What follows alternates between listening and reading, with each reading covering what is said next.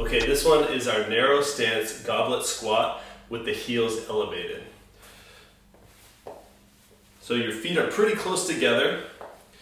Find something to put your heels up on. A couple inches at the most is all you need. Elbows are forward, keeping the weight close. And you're gonna let your knees go forward as you go down. So it's okay if they go over your toes, as long as you're pushing through your heels and the toes of your feet. So push through all of your foot. Staying nice and tall. Watch from the side.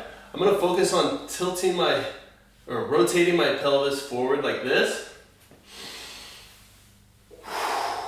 Should feel your butt squeezing through the whole movement, down and back up. All right, that's it, guys.